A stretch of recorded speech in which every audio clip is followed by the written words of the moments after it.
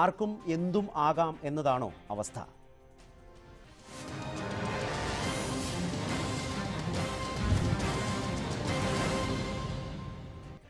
നഴ്സുമാരുടെ സമരത്തെ നേരിടാൻ പുതിയ തന്ത്രവുമായി ആശുപത്രി ഉടമകൾ. പണിമുടക്കിയാൽ ആശുപത്രികൾ അനിശ്ചിതകാലത്തേക്ക് അടച്ചിടാനാണ് ഒരു വിഭാഗം മാനേജ്മെന്റുകളുടെ തീരുമാനം. അതേസമയം സമരത്തിൽ നിന്ന് പിന്മാറില്ലെന്ന് നഴ്സുമാർ അറിയിച്ചു. ആശുപത്രികൾ അടച്ചിടുന്നത് അനുവദിക്കാനാവില്ലെന്ന് ആരോഗ്യമന്ത്രിയും വ്യക്തമാക്കി. ഇപ്പോൾ ഈ ചർച്ചയിൽ പ്രൈം ഡിബേറ്റിൽ പങ്കുചേരുന്നത് ഡോക്ടർ ശ്രീകുമാറാണ് ചേരുന്നത്. RC ശ്രീകുമാർ, IMAയുടെ ജില്ലാ ചെയർമാൻ, കേരള പ്രൈവറ്റ് ഹോസ്പിറ്റൽ അസോസിയേഷനെ പ്രതിനിധീകരിച്ച്. ഒപ്പം തന്നെ MES president doctor Fazal Gafoor ചേരുന്നു. UNA യുണൈറ്റഡ് നഴ്സസ് അസോസിയേഷൻ്റെ ബെൽജോ എലിയാസ് തൃശ്ശൂരിൽ നിന്ന് ചേരുന്നു. അഡ്വക്കേറ്റ് MC ആഷി ചേരുന്നുണ്ട് തൃശ്ശൂരിൽ നിന്ന്. ഡോക്ടർ ശ്രീകുമാർ, ആരോഗ്യമന്ത്രി ഇപ്പോൾ തന്നെ വ്യക്തമാക്കി കഴിഞ്ഞു, ഇത്തരം സമ്മർദ്ദങ്ങളൊന്നും അനുവദിച്ചു തരാനാവില്ല. നിങ്ങൾ ഉദ്ദേശിക്കുന്നത് ഒരു കൃത്യം സമ്മർദ്ദമാണ്. നഴ്സുമാർ ഇങ്ങനെ സമരം ചെയ്താൽ ഞങ്ങൾ അടച്ചിടും. എന്ത് ന്യായം പറഞ്ഞാലും ഏതൊക്കെ തരത്തിൽ അത് വിശദീകരിച്ചാലും നിങ്ങളുടെ ഉള്ളിലിരിപ്പ് അതാണ് ആരോഗ്യമന്ത്രി കൃത്യമായി തിരിച്ചറിഞ്ഞതും കൃത്യമായി മറുപടി പറഞ്ഞതും. എന്താണ് ഇനി മുന്നോട്ട് നീങ്ങാൻ എന്താണ് ഉദ്ദേശിക്കുന്നത്? സർക്കാരിൽ നിന്ന് ഒരു അനുകൂല നിലപാട് പ്രതീക്ഷിക്കുന്നുണ്ടോ? അടിസ്ഥാനപരമായി പറയുകയാണെങ്കിൽ ആരോഗ്യരംഗം എന്ന് പറഞ്ഞ സർക്കാരിൻ്റെ ചുമതല. ഒരു മനുഷ്യന് ജീവിക്കാൻ ആർട്ടിക്കിൾ 21 നമ്മുടെ രാജ്യത്തിൻ്റെ ഭരണഘടന പറയുന്നുണ്ട്. ആർട്ടിക്കിൾ 21 ആരോഗ്യപരമായി ജീവിക്കാനുള്ള അവകാശം. ആ അവകാശം പ്രൊവൈഡ് നൽകേണ്ടത് നമ്മുടെ ഗവൺമെൻറ് തന്നെയാണ്. അപ്പോൾ ആരോഗ്യമന്ത്രി പറഞ്ഞതുപോലെ ആശുപത്രികളെ മുമ്പോട്ട് കൊണ്ടുപോകാൻ സഹായിക്കേണ്ടത് സർക്കാർ തന്നെയാണ്. കേരളത്തിലെ തന്നെ 70% ആൾക്കാർ ആരോഗ്യരംഗത്ത് ആശ്രയിക്കുന്നത് സ്വകാര്യ മേഖലയെയാണ്. സ്വകാര്യ മാനേജ്മെൻറ്റുകൾ അടച്ചിടുമെന്ന് പറഞ്ഞു വെച്ചാൽ തിങ്കളാഴ്ച തൊട്ട് സ്റ്റാഫ് ആരുമില്ല, അതുകൊണ്ട് വർക്ക് ചെയ്യാൻ ഒക്കാതെ വരും. അടച്ചിടുന്നുള്ള ന്യായമായ ഒരു കാര്യമാണ്. പക്ഷേ അതിനേക്കാൾ ഉപരിയായിട്ട് ആരോഗ്യരംഗത്ത് സർക്കാരിൻ്റെ ഇടപെടൽ കൂടുതൽ ശക്തമാകേണ്ടിയിരിക്കുന്നു. ഇതിൽ മുമ്പോട്ട് പോവുക പല കാരണങ്ങളും. ഇക്കാര്യത്തിൽ ഡോക്ടർ ശ്രീകുമാർ, നമ്മൾ ഒരുപാട് പരത്തി പറഞ്ഞിട്ട് കാര്യമില്ലോ, നമുക്ക് നേരിട്ട് വിഷയത്തിലേക്ക് വരാം. ഇക്കാര്യത്തിൽ സർക്കാരിന് ചെയ്യാവുന്നതെല്ലാം ചെയ്തു എന്ന് പറയുന്ന ഒരു സർക്കാരിനോടാണ് നഴ്സസ് അസോസിയേഷൻ അവർക്ക് പരാതിയുള്ളത്. എന്ന് വെച്ചാൽ നിങ്ങൾക്കടക്കം സ്വീകാര്യമായ ഒരു നിലപാട് സ്വീകരിച്ച സർക്കാരിനെ സമ്മർദ്ദത്തിലാക്കാൻ തന്നെയല്ലേ ഈ സമരം രൂപത്തിലുള്ള ഒരു നിലപാട് ഇന്ന് പരസ്യമായി പ്രഖ്യാപിച്ചത്? അല്ല, അത് നമ്മൾ യാഥാർത്ഥ്യത്തിൽ നിന്ന് മാറിപ്പോവുകയാണ്. ഇന്ന് ആരോഗ്യരംഗത്ത് സർക്കാർ ചെലവഴിക്കുന്നത് കേവലം കേരളം മൊത്തം കണക്കിന് 1500-1800 കോടി രൂപയാണ് ഈ ആരോഗ്യ വിദ്യാഭ്യാസവും എല്ലാം ചേർത്ത്. അതുകൊണ്ട് ആരോഗ്യരംഗത്ത് ഒന്നും ആവുന്നില്ല. അതേസമയം നമ്മൾ മനസ്സിലാക്കണം, അൺഎയ്ഡഡ് സ്കൂളുകൾക്ക് വേണ്ടി സർക്കാർ ചിലവാക്കുന്നത് 6000 കോടി രൂപയാണ്. ഇവിടെ ഒരു സൊല്യൂഷനായിട്ട് ഞങ്ങൾക്ക് പറയാനുള്ളത്, നമ്മളൊരിക്കലും നേഴ്സുമാർക്കെതിരല്ല. നമ്മുടെ കൂടെ വർക്ക് ചെയ്യുന്ന ആൾക്കാർ തന്നെയാണ്, അവർക്ക് കൂടി ശമ്പളം കൊടുക്കേണ്ടത് തന്നെ. അതിൽ നമുക്ക് യാതൊരു വിരോധമില്ല. പക്ഷേ അത് കൊടുക്കാനുള്ള ഉത്തരവാദിത്വം സർക്കാരിനുണ്ട്. സർക്കാരാണ് ഇപ്പം 6000 കോടി രൂപ കൊടുത്ത് കേരളത്തിലെ സ്കൂളുകളെ നിലനിർത്തിയ, അൺഎയ്ഡഡ് സ്കൂൾ നിലനിർത്തിയ സർക്കാരിന് ഒരു പൈസ പോലും ഇതിലേക്ക് മുടക്കുന്നില്ല. അപ്പോൾ സർക്കാർ നമ്മൾ കഴിഞ്ഞ എത്രയോ വർഷങ്ങളായിട്ട് ഇന്ത്യൻ മെഡിക്കൽ അസോസിയേഷൻ മുമ്പോട്ട് വെക്കുന്ന ഒരു ആവശ്യമുണ്ട്. ഇവിടെ സാധാരണക്കാർക്ക് വേണ്ടി ആരോഗ്യം പ്രൊവൈഡ് ചെയ്യണമെന്നുണ്ടെങ്കിൽ അതൊന്നുമല്ല സാർ, സമ്മതിച്ചു. അതൊക്കെ ഒരു പൊതുവായ ആരോഗ്യ നയത്തെ കുറിച്ചാണ് താങ്കൾ പറഞ്ഞു വരുന്നത്.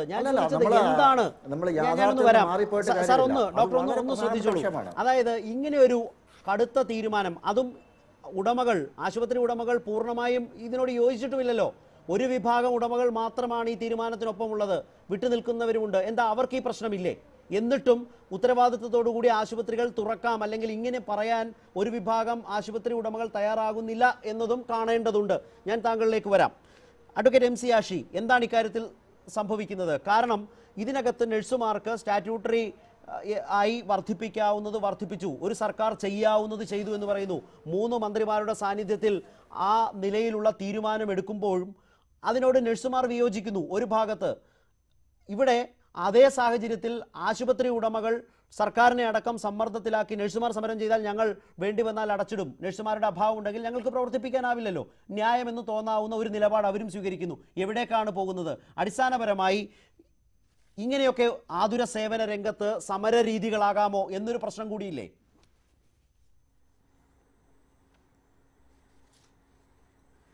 ഈ സമരത്തെ ഒരു തരത്തിലും ന്യായീകരിക്കാൻ വേണ്ടിയിട്ട് കഴിയുകയില്ല. ഇത് രണ്ട് പക്ഷത്തു നിന്നും ഇത്തരത്തിൽ ഒരു വിലപേശൽ നയം നടത്തിക്കൊണ്ടിരിക്കുകയാണ് ഇപ്പോൾ ഇവിടെ ചെയ്യുന്നത്. ഇവർ ആതുര ശുശ്രൂഷ രംഗത്ത് സാധാരണക്കാരൻ്റെ ആരോഗ്യം നിലവാരം എന്നൊക്കെ പറയുമ്പോൾ അതിനു വേണ്ടിയിട്ട് കൃത്യമായിട്ട് ചെയ്യുന്ന കാര്യങ്ങളൊന്നും ഇവർ ചെയ്യുന്നില്ല. സർക്കാർ ആശുപത്രികൾ വളരെ തുച്ഛമായ ചിലവിൽ നടക്കുന്ന ചികിത്സകളൊക്കെ സ്വകാര്യ ആശുപത്രികളിൽ ഏത് നിലവാരത്തിലാണ് നടക്കുന്നത് എന്നുള്ളത് സംബന്ധിച്ച് നമുക്കൊക്കെ നല്ല ധാരണയുണ്ടല്ലോ. ആ ചികിത്സാ ചെലവിന് ഭയപ്പെട്ടുകൊണ്ടാണ് ഓരോ മനുഷ്യനും ഇവിടെ ജീവിച്ചുകൊണ്ടിരിക്കുന്നത്. എത്ര സംഖ്യയാണ് ഞാൻ ഒരു അസുഖം വന്നാൽ ചികിത്സിക്കാൻ മാറ്റിവെക്കേണ്ടതെന്ന ആശങ്കയിലാണ് ഓരോരുത്തരും ഇരിക്കുന്നത്. ഇത് മുഴുവൻ നിശ്ചയിക്കുന്നത് ഇവിടുത്തെ സ്വകാര്യ മേഖലയിൽ പ്രവർത്തിക്കുന്ന ആശുപത്രികളും അവിടുത്തെ ഡോക്ടർമാരുമാണ്. ഡോക്ടർമാരുടെ ഫീസ് നിശ്ചയിക്കുന്നത് സംബന്ധിച്ചോ ചികിത്സ നിശ്ചയിക്കുന്നത് സംബന്ധിച്ചോ നമുക്കാർക്കും ഇടപെടാൻ വേണ്ടി കഴിയുകയില്ല. ഈ ഒരു സാഹചര്യത്തിൽ അവർ ഒരു സമരത്തിലേക്ക് അവർ തമ്മിലുള്ള പരസ്പര വിലപേശലിൻ്റെ ഭാഗമായി ഈ രാജ്യത്തെ ജനങ്ങളുടെ ഒരു ഏറ്റവും പ്രാഥമികം അടിയന്തരവുമായിട്ടുള്ള ഒരു അവകാശത്തെ മാനിക്കാതെ സമരത്തിലേക്ക് മാറുന്നു എന്ന് പറയുന്നത് അംഗീകരിക്കാനാവുന്ന ഒരു കാര്യമല്ല. ഇപ്പോൾ ഇവിടെ സർക്കാർ മുന്നോട്ട് വെച്ചിട്ടുള്ള രണ്ട് സമീപനങ്ങളുണ്ട്. അതിൽ സാധാരണഗതിയിൽ 5 വർഷത്തിലൊരിക്കലാണ് ഇത്തരം പേ റിവിഷനുകളും കാര്യങ്ങളൊക്കെ നടക്കുന്നത്. ഈ എക്കണോമിക്സിൻ്റെ ഇൻഡെക്സും നമ്മുടെ ജീവിത സാഹചര്യത്തിൻ്റെ ചെലവുകളും ഒക്കെ പ്രഖ്യാപിക്കുന്നതിൻ്റെ അടിസ്ഥാനത്തിൽ ആനുപാതികമായിട്ടുള്ള വർധനവ് എല്ലാ മേഖലകളും വരുത്തേണ്ടത് ആവശ്യമാണ്. നഴ്സസിനും അത് വരുത്തേണ്ടതാണ്. അവർ സൗജന്യമായിട്ട് സർവീസ് നടത്തേണ്ട ആളുകളൊന്നുമല്ല. അവരൊക്കെ രാവും പകലും ഉറക്കൊളച്ചിരുന്ന് രോഗികളെ ശുശ്രൂഷിക്കുന്ന സമയത്ത് ഈ ആശുപത്രിയിലുള്ള ഡോക്ടർമാരൊന്നും പ്രധാനപ്പെട്ട ഡോക്ടർമാർ അവിടെ ഉണ്ടാകുന്ന സ്ഥിതിയില്ല. അപ്പോൾ അവരാണ് അവിടെ കൃത്യമായി മുഴുവൻ സമയം ചെലവഴിച്ച് ജോലി ചെയ്തുകൊണ്ടിരിക്കുന്നത്. അതുകൊണ്ട് അർഹമായ വേതനം അവർക്ക് ലഭിക്കണമെന്നുള്ളത് ആവശ്യമായ വളരെ ന്യായമായ ഒരു ആവശ്യമാണ്. പക്ഷേ അത് ഒരു വിലപേശലിലൂടെ ഒരു വലിയ സമരത്തിലൂടെ ഒരു വലിയ ജനവിഭാഗത്തെ ഒരു വലിയ പ്രതിസന്ധിയിലേക്ക് തള്ളിവിട്ടുകൊണ്ട് നേരിടുക എന്ന് പറയുന്നത് ആശാസ്യകരമായിട്ടുള്ള കാര്യമല്ല. ആനുപാതികമായ വർധനവ് 3 വർഷത്തിന് ശേഷം അവർ പുനഃപരിശോധിച്ചപ്പോൾ 2013 കഴിഞ്ഞ തവണ അത് ചെയ്തത്. ഇവരിപ്പോൾ ഗവൺമെൻറ് ഇടപെട്ടിട്ട് അതിൽ ചില വർധനവുകൾ വരുത്തിയിട്ടുണ്ട്. കൂടാതെ ഇന്ന് മുഖ്യമന്ത്രി അക്കാര്യത്തിൽ അവരുടെ ന്യായമായ വേതനം ഫിക്സ് ചെയ്യുന്നതുമായി ബന്ധപ്പെട്ടിട്ട് 600 രൂപയിലേക്ക് എത്തിക്കാമെന്നുള്ളൊരു നിർദ്ദേശം വെച്ചിട്ടുണ്ട്. അത് അംഗീകരിക്കുമ്പോൾ തന്നെ വലിയ വ്യത്യാസം ഇതിനകത്തുണ്ടാകുന്നതാണ്. അതുപോലെ തന്നെ ആശുപത്രി മാനേജ്മെൻറ്റുകൾക്കും ഇക്കാര്യത്തിൽ ചില വിട്ടുവീഴ്ചകളാകാം. അവർക്ക് അവരുടെ ലാഭത്തിൽ നിന്ന് ഒരു ചെറിയ വിഹിതം മാറ്റിവെച്ചാൽ പരിഹരിക്കാവുന്ന ഒരു സമരമാണ് ഇപ്പോഴുള്ളത്. കാരണം ഇത് ചെറിയ ചില സംഖ്യകളുടെ തർക്കത്തിലാണ് ഇപ്പോൾ നിലനിന്നുകൊണ്ടിരിക്കുന്നത്. ഇരുവിഭാഗം വിട്ടുവീഴ്ചയ്ക്ക് തയ്യാറാകണമെന്നും ആവശ്യങ്ങൾ നേടിയെടുക്കുന്നതിലേക്ക് നഴ്സുമാർ പോകുന്നതിനോടൊപ്പം ഇതുമായി സഹകരിച്ച് ഈ ആതുര ശുശ്രൂഷ രംഗം നിലനിർത്തുന്നതിന് വേണ്ടി ആശുപത്രി മാനേജ്മെൻറ്റുകളും ചില വിട്ടുവീഴ്ചയ്ക്ക് തയ്യാറായി കഴിഞ്ഞാൽ ഈ അടിയന്തരമായ ഒരു സാഹചര്യത്തിൽ കേരളത്തിൽ വലിയ ഒരു പ്രതിസന്ധി ഉണ്ടാക്കുന്നത് ഇവർക്ക് ഒഴിവാക്കാൻ കഴിയും. അതൊരു പൊതുജനത്തിന്റെ നിലപാട് സ്വീകരിച്ചാൽ ഇപ്പോൾ നഴ്സുമാരുടേതടക്കം സമരത്തിന് ലഭിച്ച വലിയ പിന്തുണയിൽ ആളുകളുടെ ഒരു പിൻവാങ്ങൽ സംഭവിച്ചേക്കാം എന്നൊരു പ്രശ്നം കൂടിയുണ്ട്. ബെൽജോ, ഇക്കാര്യത്തിൽ നിങ്ങളുടെ ആവശ്യം ന്യായമായി ചെയ്യാവുന്നത് ചെയ്തു. പറയുന്നത് ആരോഗ്യമന്ത്രിയാണ്. അനുയോജ്യമായ ശമ്പളം വർദ്ധിപ്പിച്ചിട്ടും നഴ്സുമാർ സമരം തുടരുകയാണ്. സ്വാഭാവികമാണ് നിങ്ങൾ അങ്ങനെ ഇപ്പോൾ സെക്രട്ടേറിയറ്റ് വളഞ്ഞ് ജാസ്മിൻ ഷാ പറഞ്ഞത് സെക്രട്ടേറിയറ്റ് വളഞ്ഞ് ഞങ്ങളുടെ തീരുമാനം അംഗീകരിച്ചാൽ മാത്രമേ ഈ നഴ്സുമാർ പിരിഞ്ഞു പോകൂ. 1/3 നഴ്സുമാരെ തിരുവനന്തപുരത്ത് എത്തിച്ച് സമരം ചെയ്യുന്ന ഒരു വലിയ നിലപാട് സ്വീകരിച്ചാൽ ആശുപത്രികൾക്കും ഇത് പറയാം. ഞങ്ങൾക്ക് നഴ്സുമാരുടെ സേവനമില്ലാതെ ആശുപത്രികൾ പ്രവർത്തിപ്പിക്കാനാവില്ല. ജനങ്ങളെ ബോധവൽക്കരിക്കേണ്ടതുണ്ട്. ഇല്ലെങ്കിൽ ജനങ്ങൾ അക്രമാസക്തരാവും. അവിടെ വരുമ്പോൾ സേവനം ലഭിച്ചില്ല എന്ന് വന്നാൽ അപ്പോൾ ഒരു ഉത്തരവാദിത്വം, സമരം ചെയ്യുമ്പോഴും ഒരു ഉത്തരവാദിത്വമുണ്ട് എന്ന് മറക്കരുത്. ശമ്പള വർധനവിൻ്റെ കാര്യത്തിൽ 10-12% സ്വാഭാവികമായും ശമ്പള വർധനവ് എന്ന അവസ്ഥയിൽ നടക്കുക. ഇവിടെ 50% ശമ്പള വർധനവിന് സ്റ്റാറ്റ്യൂട്ടറി കമ്മിറ്റിയുടെ നേതൃത്വത്തിൽ നേരത്തെ മന്ത്രി പറഞ്ഞതുപോലെ സാധ്യമായ വർധന ഉണ്ടായിട്ടും നിങ്ങൾ പിടിവാശി നടത്തി സമരം തുടരുകയാണോ?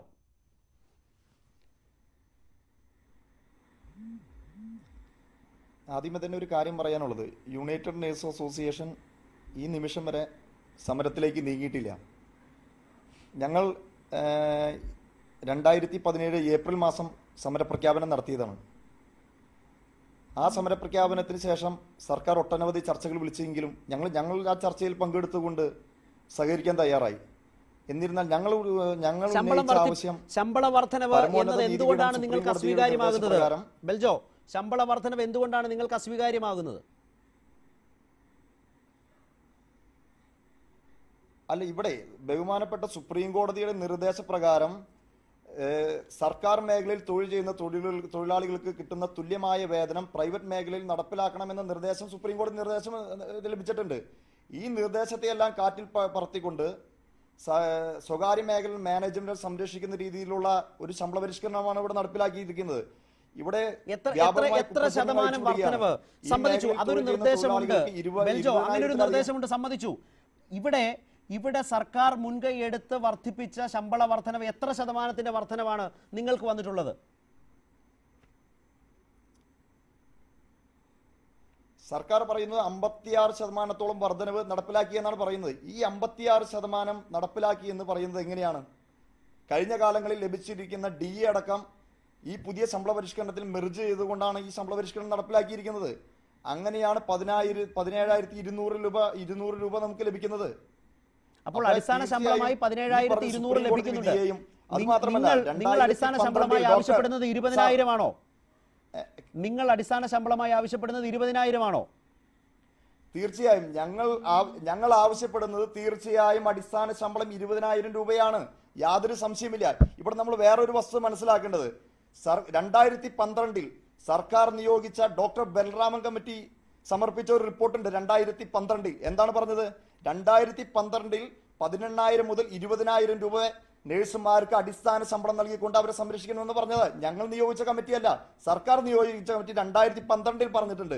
അതുപോലും ഇപ്പോൾ നടപ്പിലാക്കാൻ സാധിക്കില്ല എന്ന് പറഞ്ഞാൽ അതിനോട് ഒരു തരത്തിൽ യോജിക്കാൻ യുണൈറ്റഡ് നേഴ്സസ് അസോസിയേഷന് സാധ്യമല്ല.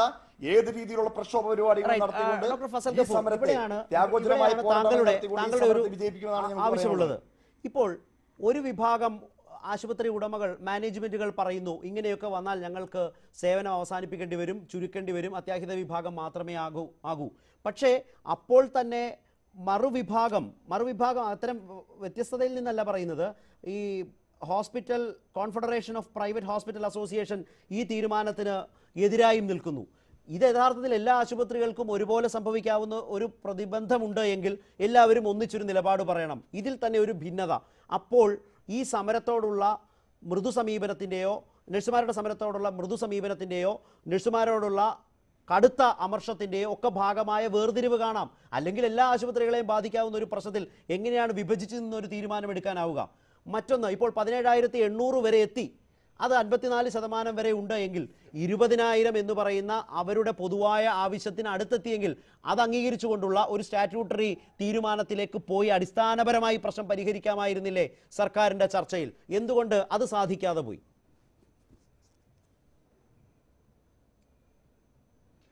ആദ്യം നമ്മൾ മനസ്സിലാക്കേണ്ടത്, ഒരു ആശുപത്രിയിൽ തൊഴിലെടുക്കുന്നത് വെറും നഴ്സുമാർ മാത്രമല്ല.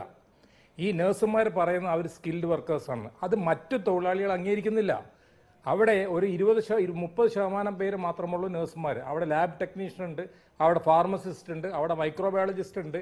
അവരാണ് സ്കിൽഡ് വർക്കേഴ്സ്. റേഡിയോളജിസ്റ്റ് ഉണ്ട്. കാരണം നഴ്സുമാരെന്ന് പറഞ്ഞാൽ ഡോക്ടർമാർ പറയുന്ന കാര്യം, ഈ ഇഞ്ചക്ഷൻ കൊടുക്കുക, അല്ലെങ്കിൽ ഈ റൈൽസ് ട്യൂബ് ഇട്, അല്ലെങ്കിൽ ഇങ്ങനെ ചെയ്യുന്ന നിർദ്ദേശം, അവർ റെസ്പോണ്ടൻറ്റ് സുപ്പീരിയർ എന്ന് പറയുന്നത്. അവിടെ എന്ത് പ്രശ്നം ഉണ്ടായി കഴിഞ്ഞിട്ടുണ്ടെങ്കിലും അവിടെ ഡോക്ടറാണ് ഉത്തരവാദി. അതേസമയം ഒരു ലാബ് ടെക്നീഷ്യൻ എന്ന് പറഞ്ഞിട്ടുണ്ടെങ്കിൽ ലാബ് ടെക്നീഷ്യൻ പറയുന്നതാണ് ഫൈനൽ വേർഡ്. അപ്പോൾ ആ ചർച്ചയിൽ ഞാനും ഉണ്ടായിരുന്നു. അപ്പോൾ ചർച്ചയിൽ ലാബ് ടെക്നീഷ്യന്മാർ അവരെല്ലാവരും ഇത് അംഗീകരിച്ചു. അവർ പറയുന്നത് നഴ്സുമാർക്ക് എന്തിനാണ് ഒരു പ്രത്യേക ഇത് കൊടുക്കുന്നത്, കൂടുതൽ കൊടുക്കുന്നത്. എന്നാൽ കൂടി നഴ്സുമാർക്ക് അലവൻസ് കൊടുത്തിട്ടുണ്ട്. അവരെല്ലാവരും അംഗീകരിച്ച് കഴിഞ്ഞിരിക്കുമ്പോൾ സ്വീപ്പർ തൊട്ടിട്ട്, ഏറ്റവും പാവപ്പെട്ട സ്വീപ്പറാണ്. നമ്മുടെ നഴ്സുമാർക്ക് വേണ്ടി മാത്രം കരഞ്ഞാൽ പറ്റുമല്ലോ. സ്വീപ്പർ ഉണ്ടല്ലോ, അവിടെ ആരെങ്കിലും ഛർദ്ദിച്ചാൽ അത് തുടക്കുന്നത് നഴ്സുമാരല്ല, അവിടെ തുറക്കുന്നത് സ്വീപ്പറാണ്. അവർ തൊട്ടിട്ട് മുകളിലോട്ടുള്ള ആൾക്കാരെല്ലാവരും ഇത് അംഗീകരിച്ചിറങ്ങിപ്പോന്നു. ഞങ്ങൾ വ്യക്തിപരമായിട്ട്, ഞങ്ങൾക്ക് ഈ സംഘടനകളായിട്ടൊന്നും ഒരു ബന്ധമില്ല MES-ന്, കാരണം അത് സാമുദായിക സംഘടനയാണ്. ഞങ്ങളന്ന് പറഞ്ഞത് ഗവൺമെന്റ് എന്ന് പറയുന്നു, ഞങ്ങൾ അംഗീകരിക്കുന്നു, ഞങ്ങൾ മുൻകൂട്ടി പറയുന്നുണ്ട്.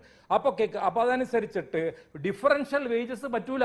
നിങ്ങൾ മനസ്സിലാക്കണം, നഴ്സുമാർക്ക് മാത്രം ഒരു ശമ്പളവും അവിടെയുള്ള ലാബ് ടെക്നീഷ്യന് വേറെ ശമ്പളവും അവിടെയുള്ള എക്സ്റേ ടെക്നീഷ്യന് വേറെ ശമ്പളവും എന്ന് പറഞ്ഞാൽ നടപ്പാക്കാൻ പറ്റൂല. അതായിരുന്നു അവിടെ ഉണ്ടായിരുന്ന INTUC, CITU എല്ലാ യൂണിയനുകളുടെയും കൃത്യമായിട്ടുള്ള അഭിപ്രായം എന്തായിരുന്നു വെച്ചാൽ നഴ്സുമാർക്ക് ഒരു പ്രത്യേകത പാടില്ല എന്നുള്ളതായിരുന്നു. ഈവൻ അവർ മറ്റതിനെതിരായിരുന്നു. അതായത് നമ്മൾ വേറെ വിട്ടുവീഴ്ച ചെയ്തിട്ടുണ്ട്.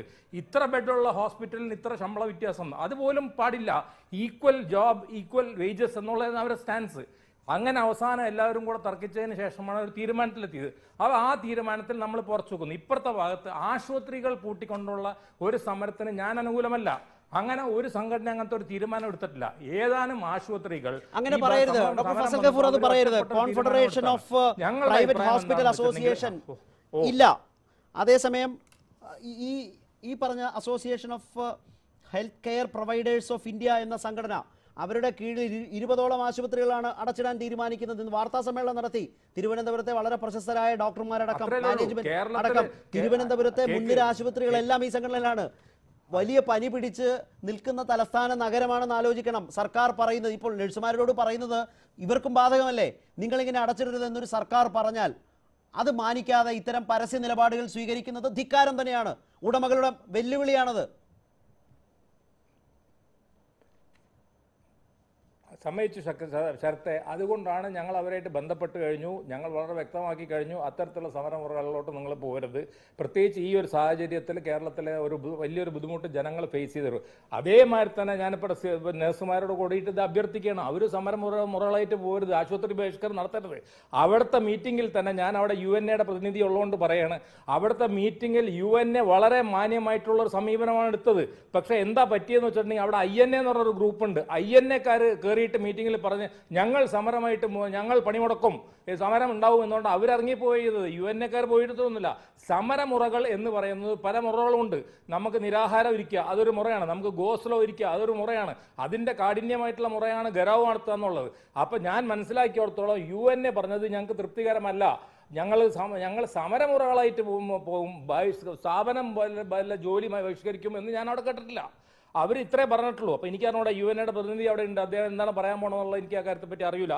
പക്ഷെ അന്ന് അവരങ്ങനെ പറഞ്ഞിട്ടുള്ളൂ. അതുകൊണ്ട് ഞാൻ മനസ്സിലാക്കിയിടത്തോളം UNA ബെൽജോ, നിങ്ങളുടെ ഇടയിലെ ഭിന്നതയാണോ ഇത്ര വലിയൊരു സമരത്തിലേക്ക് നഴ്സുമാരെ കൊണ്ടുചെന്നെത്തിക്കുന്നത്? ശരിയാണ്, ഭിന്നതയുണ്ട്, ഇതിൽ തൃപ്തരല്ല. പക്ഷേ ഒരു 4 വർഷത്തിനിടയിൽ ഈ പറഞ്ഞ പോലെയാണ് ഒരു ശമ്പള വർധനവെന്ന് പറയുന്ന ഒരു സമൂഹത്തിലെ എല്ലാ വിഭാഗങ്ങളെയും ബാധിക്കുന്നതാണ്. അതിലൊരു ഇംബാലൻസ് എന്ന് പറയുന്നത് വലിയ അപകടത്തിലേക്ക് പോകും. പുതിയ പുതിയ ആവശ്യങ്ങൾ പല മേഖലകളിൽ നിന്ന് ഉയരും. അതെല്ലാം ഒരു സർക്കാരിന് കാണേണ്ടി വരും.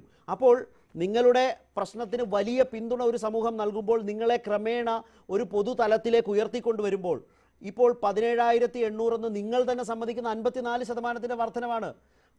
ആ വർധനവ് യഥാർത്ഥത്തിൽ നിങ്ങളുടെ സേവനത്തിൻ്റെ ആ ഒരു തലത്തിൽ നിന്ന് നോക്കിയാൽ പോരാ എന്ന നിലപാടോടെ തന്നെ പറയട്ടെ. അങ്ങനെ നിൽക്കുമ്പോൾ യഥാർത്ഥത്തിൽ ഇത്തരം കടുത്ത നടപടികളിലേക്ക്, സമരങ്ങളിലേക്ക് പോകുന്നത്, നിങ്ങളും പോകുന്നത് മന്ത്രി ചോദിച്ചതുപോലെ ഒരു ഉത്തരവാദിത്വമില്ലായ്മയല്ലേ? അതുകൊണ്ടല്ലേ ആശുപത്രി ഉടമകൾക്ക് ഇത്തരം വെല്ലുവിളികൾ സാധ്യമാകുന്നത്?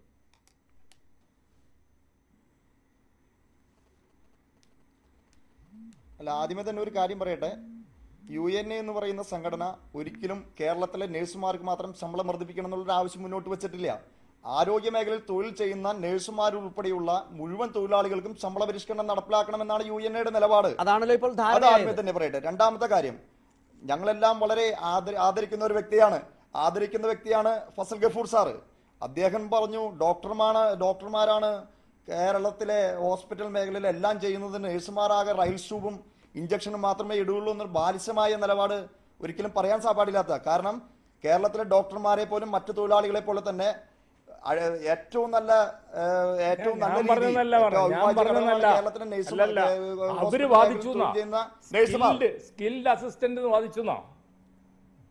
ഇതിൽ INAയുടെ നിലപാടാണോ ഇങ്ങനെ ഒരു അവസ്ഥയിലേക്ക് കാര്യങ്ങളെ കൊണ്ടുവന്നെത്തിച്ചത്? അതാണ് ഇപ്പോൾ ഒരു ആശയക്കുഴപ്പമുണ്ടായത്. INAയുടെ നിലപാടാണോ യഥാർത്ഥത്തിൽ എന്ന് പറയുന്ന സംഘടന? അല്ല, ഞാൻ പറഞ്ഞോളൂ. അല്ലെന്ന്, കേരളത്തിലെ എല്ലാ ട്രേഡ് യൂണിയൻ രംഗത്തും വ്യത്യസ്തമായ സംഘടനകളുണ്ട്. കേരളത്തിലെ ലക്ഷക്കണക്കിന് നഴ്സുമാരെ അണിനിരത്തുന്ന സംഘടനയാണ് United nurse association. United nurse association നിലപാട് എല്ലാ കാലഘട്ടത്തിലും നമ്മൾ തുറന്ന് പ്രഖ്യാപിക്കാറുണ്ട്. ഇവിടെ എന്താ പറയണേ? ഇന്ന് കേരളത്തിലെ നഴ്സുമാർ ആത്മഹത്യയുടെ വക്കീലാണ്. തീരുമാനങ്ങളുണ്ടല്ലോ, ആ തീരുമാനങ്ങളുള്ള വിയോജിപ്പുണ്ടല്ലോ ബെൽജോ. ഇതിനകത്ത് ഒരു ധാരണയുണ്ടല്ലോ. സ്റ്റാറ്റ്യൂട്ടറി കമ്മിറ്റിയെ വെച്ച് സംസ്ഥാന സർക്കാർ ഇടപെട്ട് ഈ വർധനവ് വരുത്തുന്നു. ആ വർധനവ് തീർച്ചയായിട്ടും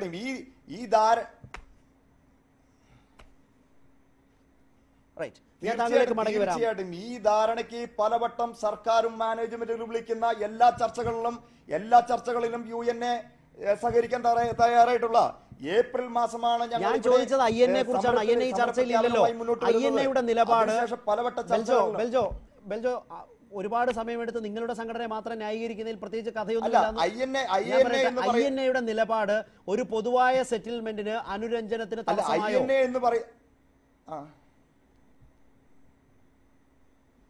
അത് INA-യുടെ നിലപാട് പല ഘട്ടങ്ങളിലും ഈ രീതിയിൽ ഒരു കൺഫ്യൂഷൻ ഉണ്ടാക്കാവുന്ന രീതിയിലുള്ള നിലപാട് അവരെടുക്കാറുണ്ട്. പല ഘട്ടങ്ങളിലും സമരങ്ങളിൽ വരുമ്പോൾ വ്യത്യസ്തമായ നിലപാടുകൾ എടുത്ത് കേരളത്തിലെ ഈ മേഖലയിലെ തൊഴിലാളികളെ കൺഫ്യൂഷൻ ആക്കുന്ന നിലപാട് പല ഘട്ടങ്ങളിൽ INA എടുത്തിട്ടുണ്ട്.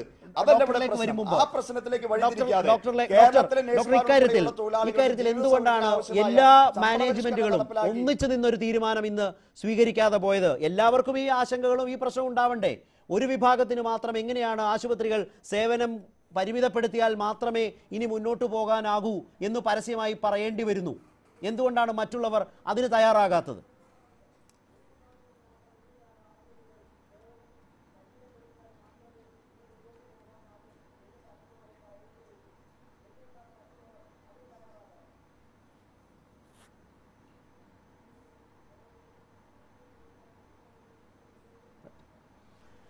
അദ്ദേഹത്തിൻ്റെ ശബ്ദ സംപ്രേഷണത്തിൽ എന്തോ ചില സാങ്കേതിക തടസ്സങ്ങളുണ്ട് എന്ന് വിചാരിക്കുന്നു. ശ്രീ ആഷി, ഇപ്പോൾ ഈ 3 വാദങ്ങളും ഉണ്ടല്ലോ. ഇതിനിടയിലാണ് സർക്കാർ സ്റ്റാറ്റ്യൂട്ടറി കമ്മിറ്റിയെ വെച്ചൊരു ശമ്പള വർധനവ്, ഇവർ തന്നെ പറയുന്നത് 54% ശമ്പള വർധനവെത്തി. മുമ്പ് പറഞ്ഞ പോലെ അത് അവരാവശ്യപ്പെടുന്നതിൻ്റെ അടുത്തെത്തിയിട്ടേ ഉള്ളൂ, പൂർണ്ണതയിൽ എത്തിയിട്ടില്ല എന്നത് വസ്തുതയാണ്. പക്ഷേ ശമ്പള വർധനവ് ഒരു സമൂഹത്തിൽ സൃഷ്ടിക്കാവുന്ന ഇംബാലൻസ് എന്നുള്ളത് കാണാതിരിക്കാനാവില്ല അത് ആലോചിക്കുന്ന ആളുകൾക്ക്. അതിൻ്റെ ചില ഭാഗങ്ങളാണ് ഡോക്ടർ ഫസൽ ഗഫൂർ ഇപ്പോൾ സൂചിപ്പിച്ചത്. അത് ഒരു ഭാഗത്ത് നിൽക്കുന്നു.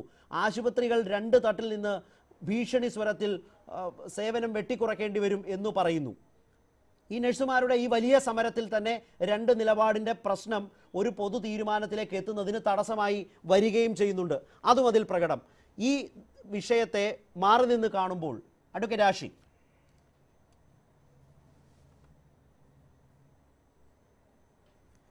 അല്ല, ഇത് ഇവർക്ക് തമ്മിൽ പിന്നെ ഈ ഇങ്ങനെ ഒരു ചില തീരുമാനങ്ങൾ ഉണ്ടായിട്ടില്ലെങ്കിൽ ഒരു കാരണവശാലും മുന്നോട്ട് പോകാൻ കഴിയില്ല എന്നൊരു അവസ്ഥ ഈ മേഖലയിൽ ഇല്ല എന്ന് വളരെ പ്രകടമാക്കുന്നതല്ലേ ഈ അഭിപ്രായ വ്യത്യാസങ്ങളൊക്കെ. ഒരു ആശുപത്രിക്ക് മാത്രമല്ല, ഒരു കൂട്ടം ആശുപത്രികൾക്ക് മാത്രം പ്രവർത്തിക്കാൻ കഴിയുകയില്ല. ഒരു കൂട്ടം ആശുപത്രികൾക്ക് വളരെ സുഗമമായി പ്രവർത്തിക്കാൻ കഴിയുന്നു എന്നുള്ള സാഹചര്യം ഇവിടെ എങ്ങനെ നിലവിൽ വരുന്നു? ആശുപത്രികൾ പ്രവർത്തിക്കുന്ന വിവിധ വിഭാഗത്തിൽപ്പെടുന്ന ആളുകളിൽ ഒരു വിഭാഗം ആളുകൾക്ക് മാത്രം ഇത്ര രൂപ ശമ്പളം കിട്ടിയാൽ മാത്രമേ പ്രവർത്തിക്കാൻ കഴിയൂ, മറ്റുള്ളവർക്കൊക്കെ ആനുപാതികമായ വർധനവ് അവരെ സംതൃപ്തിപ്പെടുത്തുന്നു എന്നുള്ള സാഹചര്യം വരുന്നത് എങ്ങനെയാണ്? ഇവിടെ 13,000 രൂപ കിട്ടിയിരുന്നവന് 17,000 കിട്ടുന്നു, അത് 20,000 ആക്കിയില്ലെങ്കിൽ ഞങ്ങൾ ഈ മേഖല മുഴുവൻ സ്തംഭിപ്പിക്കുമെന്ന് പറയുന്നത് ബാലിശമായിട്ടുള്ള വാദമാണ്. അത് അംഗീകരിക്കാൻ വേണ്ടി കഴിയുകയില്ല. ഇപ്പോ കൂട്ടത്തിൽ മറ്റു മേഖലയിൽ പ്രവർത്തിക്കുന്ന ആളുകളും അവരുടെ താങ്കൾ ഈ പറഞ്ഞതിൽ ഡോക്ടർ ശ്രീകുമാർ, എന്തുകൊണ്ടാണ് നിങ്ങൾക്കിങ്ങനെ ഭിന്നിച്ചൊരു തീരുമാനം എടുക്കേണ്ടി വരുന്നത്? ഒന്നിച്ചു നിൽക്കാനാവുന്നില്ലല്ലോ. അല്ലല്ല, ഞാൻ പ്രതികരിക്കുന്നത് ആശുപത്രി മാനേജ്മെന്റിലല്ല, ഞാൻ പ്രതികരിക്കുന്നത് ഇന്ത്യൻ ഡോക്ടർമാരാണ് പ്രതികരിക്കുന്നത്. പറഞ്ഞോളൂ. ഞാൻ പറഞ്ഞില്ല, ഇതിപ്പം 17,000 രൂപ എന്നുള്ളത് 20,000 രൂപ ആ ഒരു ചർച്ചയല്ല നടക്കേണ്ടത് ഇവിടെ. ഇതിനൊരു അടിസ്ഥാനപരമായ ഒരു സൊല്യൂഷനാണ് ഉണ്ടാകേണ്ടത്. ഒരിക്കലും ആരോഗ്യരംഗത്തുള്ള ഇത്തരം ഒരു സമരങ്ങൾ ആശ്വാസകരം തന്നെയല്ല, തീർച്ചയായും തടയപ്പെടേണ്ടത് തന്നെയാണ്. അത് ഈ മേഖലയിൽ ആതുര സേവന രംഗത്ത് ഡോക്ടർമാരും നഴ്സുമാരും പങ്കുവെക്കുന്ന മഹനീയമായ ആ സേവനത്തെ മാനിച്ചുകൊണ്ട് ഞാൻ പറയട്ടെ, അത് സേവനമാവുമ്പോഴും അത് ശമ്പളത്തിനും അത് ജീവിക്കാനും വേണ്ടി തന്നെയാണ് എല്ലാവരും. അത് ഡോക്ടറായാലും നഴ്സായാലും അതിനുവേണ്ടിയുള്ള സമരങ്ങൾ വളരെ പ്രധാനവുമാണ്. അപ്പോൾ ശമ്പള വർധനവ് എന്ന പ്രശ്നം ഒരു ഭാഗത്ത് നിൽക്കുമ്പോൾ നഴ്സുമാരുടെ ശമ്പള വർധനവാണ് ഇവിടെ പ്രശ്നമായി വന്നത്. അതാണ് ഈ മാനേജ്മെൻറ്റുകൾ അതിൻ്റെ പുറത്താണ് ഇപ്പോൾ സേവനങ്ങൾ വെട്ടിച്ചുരുക്കുന്നത്. ഇപ്പോൾ IMA-യുടെ ഒരു നിലപാട് ഇക്കാര്യത്തിൽ എന്താണ്? കേരളത്തിലെ സ്വകാര്യ ആശുപത്രികളിൽ ഈ സമരം നിൽക്കുന്നത് കൊണ്ട് സേവനങ്ങൾ വെട്ടിച്ചുരുക്കേണ്ട ഒരു അടിയന്തര സാഹചര്യത്തിൽ കാര്യങ്ങൾ എത്തിയിട്ടുണ്ടോ? മൊത്തമായി നഴ്സുമാർ സമരത്തിന് പോവുകയാണെങ്കിൽ പല ആശുപത്രികളിലും സേവനം വെട്ടിച്ചുരുക്കേണ്ടി തന്നെ വരും. കാര്യം അവരിൽ അത് പോകുമ്പോഴെടുക്കേണ്ട തീരുമാനം കഴിയുമ്പോൾ വേറെ മാർഗമില്ലാതെ പോകുമ്പോഴാണല്ലോ തീരുമാനമെടുക്കേണ്ടത്. അല്ലെങ്കിൽ ഇപ്പോഴേ തീരുമാനമെടുക്കുന്നു എന്നതിൻ്റെ അർത്ഥം മറ്റൊന്നാണ്. അല്ല, ജനങ്ങൾ ചികിത്സയ്ക്ക് ആശുപത്രിയിൽ എത്തുമ്പോൾ അവിടെ ആവശ്യത്തിന് ജീവനക്കാരില്ലെങ്കിൽ ചികിത്സ സാധിക്കില്ല. അപ്പോൾ അവിടെ ഉണ്ടാകുന്ന ഒരു ക്രൈസിസ് ഉണ്ടാകാം, അവിടെ സംഘടനം ഉണ്ടാകാം. അത് മുൻകൂട്ടി കാണേണ്ടതും തടയേണ്ടതും മാനേജ്മെന്റിനുള്ള കടമ തന്നെയാണ്. തീർച്ചയായും ഇവിടെ അത് മനസ്സിലാക്കുന്നത് കഴിഞ്ഞ 10 വർഷത്തിനുള്ളിൽ ആ നിലയിലാണ് ഇത്തരമൊരു തീരുമാനം. അഡ്വക്കേറ്റ് എം സി ആഷി, ഇതിനകത്തൊരു ഞാൻ മുമ്പ് പറഞ്ഞൊരു പ്രശ്നമുണ്ട്. നഴ്സുമാരുടെ സേവനത്തിൻ്റെ കാര്യത്തിൽ അല്ലെങ്കിൽ അവരുടെ വേതന വർധനവിൻ്റെ കാര്യത്തിൽ കേരളത്തിനൊരു വ്യത്യസ്തമായ ഒറ്റ മനസ്സ് തന്നെയുണ്ട്. ഡോക്ടർ ഫസൽ ഗഫൂർ എത്രമാത്രം അതിനോട് യോജിക്കുമെന്ന് എനിക്കറിയില്ല. പക്ഷേ എങ്കിലും അങ്ങനെ ഉണ്ട്. അവിടെ ഫെയർ സാലറി എന്ന് പറയുന്ന പ്രശ്നം അവർക്ക് മാത്രമല്ല, വർദ്ധിപ്പിക്കുമ്പോൾ എല്ലാ മേഖലകളെയും അത് ബാധിക്കും. ഇപ്പോൾ ഡോക്ടർ ഫസൽ ഗഫൂറിനും പ്രതികരിക്കുക. ഇപ്പോൾ ജൂനിയർ ഡോക്ടർ എന്ന് പറയുന്ന ഡോക്ടർമാരുടെ തന്നെ ജൂനിയർ ഡോക്ടേഴ്സ്, അവർക്ക് കിട്ടുന്നൊരു അടിസ്ഥാന ശമ്പളം എത്രയാണ് എന്ന് പറയുന്ന ഓരോ തട്ടിനും ഓരോ സാലറി ഉണ്ടല്ലോ. അതുപോലെ തന്നെ ഈ ചർച്ചയിൽ ഞാൻ മനസ്സിലാക്കി MES പ്രസിഡന്റ് ഉണ്ട്, അദ്ദേഹം പറയട്ടെ. ഞാൻ ഓരോ തട്ടും പറഞ്ഞുതരാം. ഇവിടെ MES ഈ മുമ്പ് പറഞ്ഞ ചർച്ചയിൽ ഒരു ചോദ്യം ഒന്ന് ചോദിച്ചിരുന്നു. നിങ്ങൾ പറയുന്ന സാലറി തരാം, ബോണ്ട് വെക്കാൻ തയ്യാറാണോ? ഡോക്ടർമാർ, ജൂനിയർ ഡോക്ടർമാർക്ക് ബോണ്ട് ഉണ്ടല്ലോ, നിങ്ങൾ പറയുന്ന സാലറി തരാം. MES പറഞ്ഞതായി ഞാൻ കേട്ടതാണ്. ബോണ്ട് വെക്കാൻ നിങ്ങൾ തയ്യാറാകണം, എന്നാൽ നിങ്ങൾ പറയുന്ന സാലറി തരാം എന്ന് പറയുന്ന ഒരു നിലപാട് അന്ന് ആ ചർച്ചയിൽ MES എടുത്തു. ഈ അഡ്വക്കേറ്റ് രാഷി, സുപ്രീം കോടതിയുടെ ഒരു നിർദ്ദേശമാണ്, ഒരു ഉത്തരവല്ല. കേരളത്തിൻ്റെ ഒരു ലിവിങ് സ്റ്റാൻഡേർഡിൽ നിന്നുള്ളൊരു ഫെയർ സാലറി എന്നതിനെക്കുറിച്ചല്ലേ കേരളത്തിന് ആലോചിക്കാനാവൂ. ഇപ്പോൾ ഡൽഹിയും മുംബൈയും ഒക്കെ പരിഗണിച്ചുകൊണ്ട് അതും കൂടി പരിഗണിച്ചെടുക്കുന്ന ഒരു സുപ്രീം കോടതി നിർദ്ദേശം അതേപടി കേരളത്തിൻ്റെ ഒരു പൊതു സാഹചര്യത്തിൽ സാധ്യമാണോ? സുപ്രീം കോടതി നിർദ്ദേശം വന്നിരിക്കുന്നത് ഡൽഹിയിലെ വലിയ കോർപ്പറേറ്റ് ആശുപത്രിയിൽ മാത്രമാണ് ഈ നിർദ്ദേശം വന്നിരിക്കുന്നത്. റൈറ്റ്. ഞാൻ അഡ്വക്കേറ്റ് എം സി ആഷിയോടാണ് ചോദ്യം. അഡ്വക്കേറ്റ് എം സി ആഷി, താങ്കളോടാണ് ചോദ്യം. സമയം അവസാനിക്കും, നമുക്ക് വേഗത്തിൽ. സുപ്രീം കോടതി ഇക്കാര്യത്തിൽ ഒരു നിർദ്ദേശമാണ് നൽകിയിട്ടുള്ളത്. ഇവരുടെ കാര്യത്തിലുള്ള ഈ പിന്നെ സ്വകാര്യ മേഖലയും സർക്കാർ മേഖലയിലുമുള്ള വ്യത്യാസങ്ങൾ അവസാനിപ്പിക്കണം എന്നുള്ള തരത്തിലൊരു നിർദ്ദേശമാണ് നൽകിയിട്ടുള്ളത്. പക്ഷെ ഒരു സംസ്ഥാന സർക്കാർ ഇതിനകത്തൊരു മധ്യസ്ഥനാവുകയും അവർ ഈ സംസ്ഥാനത്തെ വിവിധ സാഹചര്യങ്ങളിൽ അല്ലെങ്കിൽ ഈ ആതുര ശുശ്രൂഷ രംഗത്തിൻ്റെ സേവനം അനുഭവിക്കുന്ന സാധാരണ ജനങ്ങളുടെ ആഘാതത്തെ സംബന്ധിച്ചൊക്കെ തന്നെ പഠനം നടത്തിക്കൊണ്ട് എല്ലാ വിഭാഗങ്ങൾക്കും സ്വീകാര്യമായിട്ടുള്ള ചില നിർദ്ദേശങ്ങൾ അവതരിപ്പിക്കുമ്പോൾ അത് അംഗീകരിക്കേണ്ട ബാധ്യത ഇവിടെ എല്ലാവർക്കും ഉണ്ട്. അവർ അംഗീകാരം നിഷേധിക്കപ്പെടുകയും ഭിന്നിച്ചു നിൽക്കുകയും ചെയ്യുന്ന ഒരു സാഹചര്യത്തിൽ ഉണ്ടാകാവുന്ന ഒരു അരാജകീയ അവസ്ഥ, ഇത്തരം സമരങ്ങളിലേക്ക് പോകുമ്പോൾ ഇപ്പോൾ ഇവിടെ ആശുപത്രികൾ അടച്ചിട്ടാൽ ഉണ്ടാകാവുന്ന സ്ഥിതി എന്താണ്? ഇവർ വില പേശുകയല്ലേ മനുഷ്യന്റെ ജീവനെ വെച്ചുകൊണ്ട്. എന്നാൽ ഇവർക്ക് ലഭിക്കേണ്ടതൊക്കെ ലഭിക്കുന്നുണ്ട്. ഒരു ആശുപത്രിയും ഇവിടെ നഷ്ടത്തിൽ പ്രവർത്തിക്കുന്നില്ല. എല്ലാ ആശുപത്രികളും ലാഭകരമായിട്ട് പ്രവർത്തിച്ചുകൊണ്ടിരിക്കുന്ന സ്ഥാപനങ്ങളാണ്. അവിടുത്തെ ജീവനക്കാരുടെ വേതന വർധനവ് എന്ന് പറയുന്ന ഈ ആവശ്യം തത്വത്തിൽ അംഗീകരിക്കപ്പെട്ടു കഴിഞ്ഞിട്ടുണ്ട്. ഇവിടെ സാധാരണ ജനങ്ങൾ അല്ലല്ല, തെറ്റല്ല, ഞാൻ പറയട്ടെ. ഇവിടെ സാധാരണ ആശുപത്രി മാനേജ്മെന്റുകാർ മെസ്സേജ് പോകരുത്. അല്ല, രീതി അങ്ങനെയല്ലേ? ഒരു ഡോക്ടറുടെ ഫീസ് നിശ്ചയിക്കുന്നതിൽ ഇവിടുത്തെ സാധാരണക്കാരുടെ എന്താണ് പങ്കുള്ളത്? ഈ നിലയിൽ കേരളത്തിന്റെ ആരോഗ്യരംഗത്തിന് മുന്നോട്ട് പോകാനാവില്ല. വിട്ടുവീഴ്ചയ്ക്ക് എല്ലാവരും തയ്യാറാകേണ്ടി വരും. ഡോക്ടർ ഫസൽ ഗഫൂർ, എന്ത് ചെയ്യും? അവർക്ക് ഇതൊരു മര്യാദ വേണ്ടേ? ഒരാൾ ചോദ്യം കൊണ്ടല്ലേ ചേർത്തെ? ഡോക്ടർ ഫസൽ ഗഫൂർ, ഡോക്ടർ ഫസൽ ഗഫൂർ ചുരുക്കി വേണം. അന്നത്തെ ചർച്ച ആരംഭിച്ചപ്പോൾ യൂണിയനുകൾ പറഞ്ഞെന്താണ്? അന്നത്തെ ചർച്ച ആരംഭിച്ച യൂണിയനുകൾ പറഞ്ഞത് അടിസ്ഥാനപരമായിട്ട് 600 രൂപ ഒരു തൊഴിലാളിക്ക് കിട്ടണം എന്നുള്ളതാണ്. ഏത് ലെവലിനായാലും സ്റ്റാർട്ടിംഗ് ലെവലിൽ നിന്ന്. അപ്പൊ അന്ന് നമ്മൾ വാദിച്ചപ്പോൾ കേരളത്തിൽ ഒരു BDS സർജന് കിട്ടുന്നത് 12,000 രൂപ, ഒരു സിവിൽ എഞ്ചിനീയർ BTechന് കിട്ടുന്നത് 15,000 രൂപ. ഇന്നത്തെ റേറ്റാ പറഞ്ഞത്. ഒരു MA ഉള്ള ഡിഗ്രി കിട്ടിയിട്ടുള്ള ഒരു കോളേജ് അധ്യാപകന് കിട്ടണമെന്ന് 15,000 രൂപ. അപ്പൊ അത്രേ കേരളത്തിൽ ഈ റേറ്റ് ഉള്ളൂ. അല്ലെ സുപ്രീം കോടതി അവിടെ ഇരുന്ന് അതൊന്നും പറഞ്ഞാലൊന്നും പറ്റൂല. അപ്പൊ ആ നിലക്കാണ് ആ യൂണിയനുകൾ പറഞ്ഞതാണ് 18,000 രൂപയിലാണ് എന്ന് പറഞ്ഞു. അത് നമ്മൾ അംഗീകരിച്ചു. അപ്പൊ എല്ലാ യൂണിയനുകളും പങ്കെടുത്തിട്ടുണ്ടായിരുന്നു. അവിടെയും വലിയ കാര്യമായിട്ടുള്ള ഒരു എതിർപ്പൊന്നും UNA പ്രതിനിധി അവിടെ നിന്ന് പറഞ്ഞിട്ടില്ല. പിന്നെ ഈ പുറത്തു പോയിട്ട് ഈ INA-ക്കാർ ബഹളം ഉണ്ടാക്കിയപ്പോഴാണ് അവർ വന്നിട്ട് വീണ്ടും തിരിച്ചകത്തോട്ട് വന്നിട്ട് ഇങ്ങനെ പ്രശ്നം ഉണ്ടാക്കിയത്. അതേമാതിരി തന്നെ മാനേജ്മെന്റ്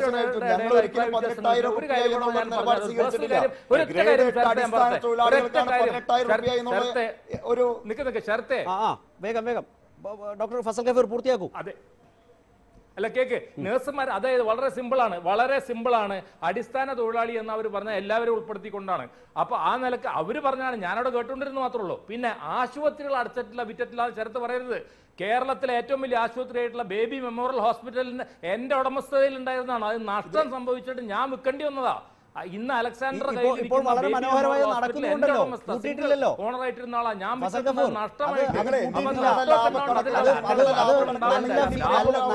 പ്രവർത്തിക്കുന്നു. അതല്ല തർക്കം നടക്കുന്നത്. ബെൽജോ അവസാനിപ്പിക്കാം. ബെൽജോ ഇക്കാര്യത്തിൽ ഒരു വിട്ടുവീഴ്ചയ്ക്ക് എല്ലാവരും തയ്യാറാകേണ്ടത് അനിവാര്യമാണ്, യാതൊരു സംശയവുമില്ല.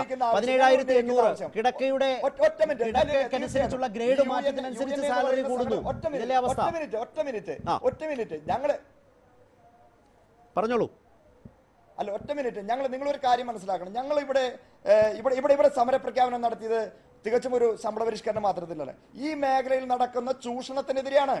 ഈ മേഖലയിൽ നടക്കുന്ന ട്രെയിനിങ് സമ്പ്രദായത്തിനെതിരെയാണ്. ഈ ട്രെയിനിങ് സമ്പ്രദായം നടപ്പിലാക്കിക്കൊണ്ട് 10-15 വർഷമുള്ളവരെ ട്രെയിനി എന്ന ലേബലിൽ നിർത്തിക്കൊണ്ട് 6,500 രൂപയും 6,000 രൂപയും ശമ്പളം കൊടുത്തുകൊണ്ട് ഇതിൽ ചൂഷണം നടത്താണ്. ഇത്തരത്തിലുള്ള ഒട്ടനവധി പ്രശ്നങ്ങൾ ചർച്ചയ്ക്ക് വരാത്തതുകൊണ്ടാണ് ഞങ്ങൾ ഇന്ന് സമരത്തിലേക്ക് എത്താൻ കാരണം. ഞാനൊന്ന് ഇടപെടുന്നത് അഡ്വക്കേറ്റ് ആഷി, ഡോക്ടർ ശ്രീകുമാർ, ബെൽജോ സമയം അവസാനിക്കുന്നുണ്ട്. ഏതായാലും വളരെ ഗൗരവമായ ഒരു പ്രശ്നമാണ്. കേരളത്തിന്റെ ആതുര സേവന രംഗത്തെ ഈ വിധത്തിൽ വഴിയാധാരമാക്കുന്ന, ജീവൻ വെച്ച് പന്താടിക്കൊണ്ടെടുക്കുന്ന സമരമുറകളോട് യാതൊരു തരത്തിലും യോജിക്കാനാവില്ല. സമരം എന്നതൊരു സമ്മർദ്ദ തന്ത്രമാക്കി ആതുര സേവന രംഗത്തെ ആശുപത്രികൾ കാണാതിരിക്കുക. അത്തരം വെല്ലുവിളികൾ ഒരു തരത്തിലും കേരളീയ സമൂഹം ഏറ്റെടുക്കും, അംഗീകരിക്കും എന്ന് കരുതാനുമാവില്ല. സർക്കാർ എങ്ങനെ ഇടപെടും, എന്ത് നടപടികൾ സ്വീകരിക്കുമെന്നതാണ് ഏറ്റവും പ്രധാനം. ഏതായാലും നഴ്സുമാർ അവരുടെ സമരരംഗത്ത് അങ്ങനെ തന്നെ നിൽക്കുകയും ചെയ്യുന്നു. ഇപ്പോൾ വരുത്തിയിട്ടുള്ള ശമ്പള വർധനവും ആ നിലയ്ക്ക് സ്വീകാര്യമല്ല. ഒപ്പം മറ്റു ചൂഷണങ്ങൾ, ബെൽജോ ഏറ്റവും അവസാനം പറഞ്ഞതും പ്രധാനമാണ്. ഇതിൻ്റെ പേരിൽ അവർ നേരിടുന്ന മറ്റു ചൂഷണങ്ങളും വളരെ പ്രധാനമാണ്. അത് അവസാനിപ്പിക്കുക എന്നത് തന്നെയാണ് അവരുടെ ഏറ്റവും പ്രധാനപ്പെട്ട ആവശ്യം. അതിനു നേരെ കണ്ണടയ്ക്കാനുമാവില്ല. സർക്കാർ പുതിയ സാഹചര്യത്തിൽ എങ്ങനെ ഇടപെടും, കൂടുതൽ നടപടികൾ സ്വീകരിക്കും എന്നത് തന്നെയാണ് ഏറ്റവും പ്രധാനം. നന്ദി എല്ലാ അതിഥികൾക്കും ഞങ്ങൾക്കൊപ്പം സഹകരിച്ചതിന്. പ്രൈം ഡിബേറ്റ് അവസാനിക്കുന്നു. നമസ്കാരം.